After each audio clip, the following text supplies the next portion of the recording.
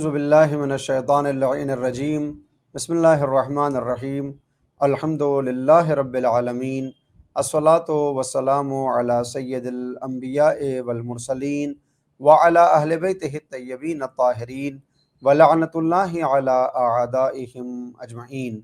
اللہم لعن قتلۃ امیر المؤمنین۔ حاضرین و سامعین، سب سے پہلے آج 19 ماہ رمضان مبارک کی مناسبت سے آپ تمام حضرات خدمت میں مولا الموحدین امیر المومنین علی بن ابی طالب علیہ الصلوۃ والسلام کی شب ضربت پر پرسہ اور تسلیت پیش کرتا ہوں۔ ماہ رمضان مبارک میں 19ویں دن جو دعا ہم اللہ سے کرتے ہیں وہ کچھ اس طرح سے ہے۔ ہم پروردگار سے کہتے ہیں اللہم وفر فیہ حظی من برکاتہ وسہل سبیلی الی خیراتہ ولا تحرمنی قبول حسناتہ یا ہادیا الی الحق المبین۔ بار الہ اس مہینے کی خیر و برکت میں میرا حصہ زیادہ قرار دے اور میرے لیے اس کی خیر و برکت حاصل کرنے کی راہ ہموار کر دے، اس کے نیک اعمال کی قبولیت سے محروم نہ کر،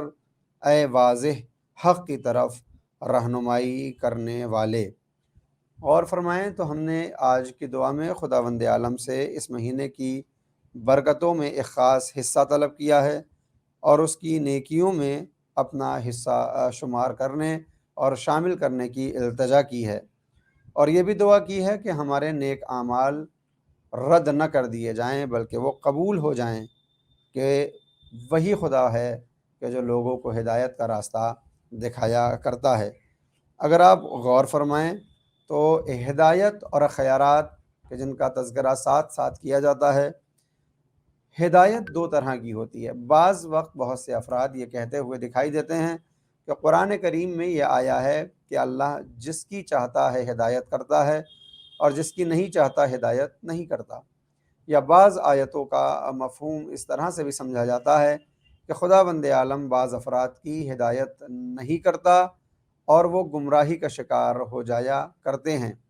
تو سوال یہ ہوتا ہے کہ جب خدا نے خود ہی طے کر لیا ہے کہ وہ کس کی ہدایت کرے گا اور کس کی نہیں، تو پھر بندے کی اس میں کیا خطا اگر وہ ہدایت تک نہ پہنچ پائے،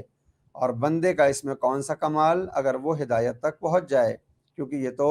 خداوند عالم کے ارادے کے طور پر تھا اور اس نے ہی اس کو ہدایت دی یا ہدایت نہیں دی۔ اس کا جواب علماء نے ائمہ اہل بیت علیہم الصلوۃ والسلام اور پیغمبر کی تعلیمات کے سائے میں کچھ اس طرح سے بیان کیا ہے۔ بات جب ہدایت کی ہوتی ہے تو اللہ کی طرف سے دو طرح کی ہدایتیں آتی ہیں۔ ایک ہدایت تکوینی ہے اور ایک ہدایت تشریعی ہے۔ ہدایت تکوینی خداوند عالم نے ہر شخص تک پہنچا دی ہے۔ ان کا دوسرا نام اگر دیکھا جائے تو اس کا پہل ہدایت تکوینی کو ہدایت اولیہ کے نام سے یاد کیا جاتا ہے، اور ہدایت تشریعی کو ہدایت تحصیلی کے نام سے یاد کیا جاتا ہے، یا اکتسابی کے نام سے یاد کیا جاتا ہے، یا پاداشی کے طور پر یاد کیا جاتا ہے۔ ان کا مطلب کیا ہے؟ یعنی خداوند عالم نے پہلی فرصت میں ہر انسان کی ہدایت کر رکھی ہے۔ مثلاً آج تک کوئی بھی عقل مند انسان آپ کو ایسا نظر نہیں آئے گا، مذہب سے دور ہٹ کر بھی، کہ جو آپ کو یہ کہتا ہوا دکھائی دے کہ چوری اچھی بات ہے یا جھوٹ بولنا بڑا بہترین کام ہے۔ بری باتوں سے ہماری دوری ہماری فطرت میں خداوند عالم نے رچا اور بسا دی ہے۔ نیک کاموں سے انسیت اور محبت خداوند عالم نے ہمارے وجود میں پیدا کر رکھی ہے، اور اسی کا نام ہے ہدایت ابتدائی،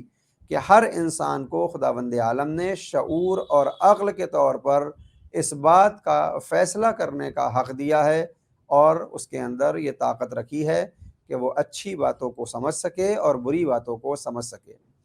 اور جب بندہ پہلی ہدایت سے فائدہ اٹھا لے یا فائدہ نہ اٹھائے تو پھر اس کے نتیجے میں دوسری ہدایت کا ملنا یا نہ ملنا ہم کو دکھائی دیتا ہے۔ اس کا مطلب کیا ہے؟ اس کا مطلب یہ ہے کہ اگر کوئی انسان پہلی ہدایت سے فائدہ اٹھاتے ہوئے اپنے آپ کو برائیوں سے بچاتا ہے اور نیک اعمال و افعال اور انسانیت کے تقاضوں کو پورا کرتے ہوئے اسلام کے اراکین کو کامل کرتے ہوئے اپنی شیعت کا اظہار کرتا ہے، تو پھر خداوند عالم ایک دوسری طرح کی ہدایت اس کو دیتا ہے کہ اس ہدایت کے ساتھ انسان اعلیٰ اور بالا منصب کے اوپر پہنچ جایا کرتا ہے۔ یعنی کوئی انسان اگر انسانی قوانین کی پابندی کرے تو عنقریب اس کے اوپر اسلام آشکار ہو جاتا ہے اور وہ دنیا اور آخرت میں کامیاب و کامران ہو جایا کرتا ہے۔ لیکن اگر اس دنیا کے اندر کوئی انسان خداوند عالم کی دی ہوئی اس ہدایت سے استفادہ نہ کرے اور اس ہدایت کو کام میں نہ لائے تو پھر خداوند عالم اس کو دوسری ہدایت کا راستہ نہیں دکھاتا۔ نہیں دکھانے کا مطلب یہ ہرگز نہیں ہوتا کہ خداوند عالم اجباری طور پر اس کو ہدایت کا راستہ نہ دکھائے، بلکہ اس کا مطلب یہ ہے کہ اس نے خود ان ہدایت کے دروازوں کو بند کر دیا ہے۔ مثال کے طور پر قرآن کریم میں جہاں جہاں پر یہ لفظ یا یہ الفاظ یا یہ آیت یا فقرہ آپ کو دکھائی دے گا کہ خداوند عالم ہدایت نہیں کرتا، تو وہیں پر ایک وہ صفت کا بھی تذکرہ کرتا ہے۔ مثلا کہیں پر وہ یہ کہتا ہے کہ خداوند عالم ظالموں کی ہدایت نہیں کرتا، کبھی وہ کہتا ہوا دکھائی دیتا ہے کہ اللہ کافروں کی ہدایت نہیں کرتا۔ یعنی ایسا بالکل نہیں ہے کہ خداوند عالم کسی ایک خاص شخص کی ہدایت کرے اور کسی کی ہدایت نہ کرے، بلکہ وہ ہمارے اعمال و افعال ہوتے ہیں کہ جو اس ہدایت تک ہم کو پہنچنے سے روکتے ہیں، اور خدا یہ کہتا ہے کہ اگر یہ ہدایت تک نہیں پہنچا تو اس کا سبب اس کا کفر ہے یا ظلم، یعنی وہ ظلم سبب بن جاتا ہے کہ یہ دوسری ہدایت جو خداوند عالم عطا کرتا ہے اس تک یہ نہیں پہنچ پاتا۔ لیکن اگر یہ ظالم نہ ہوتا، اگر یہ منکر نہ ہوتا، اگر یہ کافر نہ ہوتا تو پھر اس کو دوسری ہدایت بھی مل جاتی۔ اسی لیے قرآن کی آیات ہمیں مسلسل دکھائی دیتی ہیں کہ اللہ نے ہدایت کے راستے کو تمہارے سامنے کھول دیا ہے، اب چاہیں تم اس کے شاکر بندے بن کر اس راہ ہدایت پر چلتے ہوئے اپنے آپ کو دنیا اور آخرت میں کامیاب و کامران بنا لو، اور چاہیں اس کا کفر کرتے ہوئے اللہ کے راستے سے بھٹک جاؤ اور پھر اپنے لیے ہدایت کے راستوں کو بند کر دو۔ خلاصتاً اگر بیان کروں تو اللہ نے جہاں بھی یہ کہا ہے کہ میں ہدایت کرتا ہوں تو وہاں پر بھی ایک صفت آتی ہے، اور جہاں پر وہ یہ کہتا ہے کہ میں ہدایت نہیں کرتا وہاں پر بھی ایک صفت آتی ہے۔ لہٰذا اگر ہم نے اپنے اندر ان صفات کو پیدا کر لیا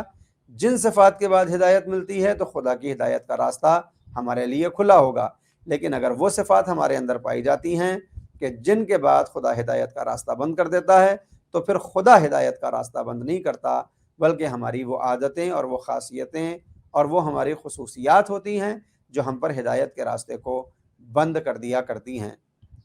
ہم نے تاریخ میں مسلسل دیکھا ہے کہ نہ صرف یہ کہ بعض ظالم افراد، احمق افراد اپنے اوپر ہدایت کے راستوں کو بند کر دیتے ہیں، بلکہ یہ بھی دیکھا گیا ہے کہ جو ان کو ہدایت کے راستے کی طرف بلائے وہ ان کی جان کے دشمن ہو جایا کرتے ہیں۔ ماضی میں بنی اسرائیل کی قوم میں ہم نے دیکھا کہ وہ انبیاء جو ان کو ہدایت کا راستہ بتانے کے لیے آتے تھے، ان کو برائی سے روکنا چاہتے تھے، یہ بنی اسرائیل ان کا قتل کر دیا کرتے تھے۔ روایت میں یہاں تک آیا کہ 70 انبیاء کو قتل کرنے کے بعد، ایک دن میں 70 نبیوں کا قتل کرنے کے بعد یہ اپنے کاروبار میں ایسے مشغول ہو جاتے تھے کہ جیسے کچھ ہوا ہی نہ ہو۔ یہ سلسلہ ختم نہیں ہوا۔ انبیاء کے بعد پیغمبر اسلام نے جب ہدایت کے سفر کو جاری رکھنا چاہا اور لوگوں تک اس ہدایت کو پہنچانا چاہا تو اسی مکے میں آپ کے خانوادے والے ہی آپ کے دشمن ہو گئے اور بالآخر پیغمبر کو مکہ چھوڑنا پڑا۔ اور جب پیغمبر مدینے میں آئے تو یہی وہ دشمنان خدا اور دشمنان حق و ہدایت تھے کہ جنہوں نے پیغمبر کے اوپر مدینے میں جنگوں کو مسلط کر دیا۔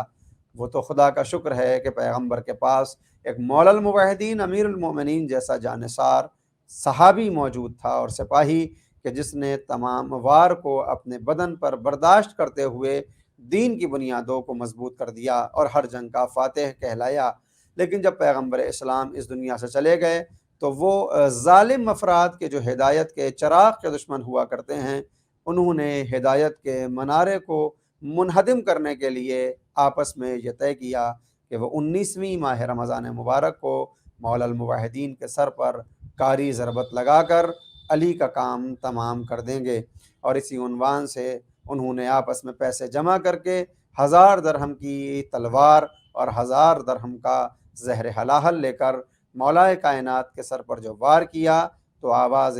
غیبی آئی کہ ہدایت کے منارے منہدم کر دیے گئے اور ہدایت کے اور رکن کو مسمار کر دیا گیا۔ یہ وہ موقع تھا کہ جب مولا کائنات نے فزتو و رب الکعبہ کے ساتھ اپنے کامیاب ہونے کا اعلان کیا، اور بالآخر کائنات کا وہ شقی بھی لوگوں نے دیکھا کہ جس نے مولا الموحدین جیسے سخی اور صابر اور دردمند امام کو شہادت کے دروازے پر پہنچا دیا۔ امام علیہ السلام نے اپنی خصوصیات کو اس کے سامنے بیان کرنے کے لیے اسی سے یہ اعتراف لیا کہ یہ بتا کہ کیا میں تیرا اچھا امام نہ تھا؟ ظالم پھوٹ پھوٹ کے رو کر کہتا ہے کہ مجھے شیطان نے بہکا دیا تھا۔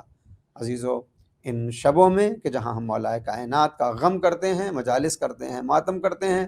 ایک کام اور بھی کریں، اور وہ یہ کہ صحیح خراج عقیدت پیش کرنے کے لیے اپنے امام سے یہ وعدہ کریں کہ مولا ہم آپ کے راستے پر چلتے ہوئے ہدایت کا راستہ اخذ کریں گے اور ذلت کے راستوں کو چھوڑتے ہوئے خدا کے نزدیک ہو جائیں گے۔ انشاءاللہ کل پھر ملاقات ہوگی، تب تک کے لیے خدا حافظ، وآخر دعوانا ان الحمدللہ رب العالمین، والسلام علیکم ورحمۃ اللہ وبرکاتہ۔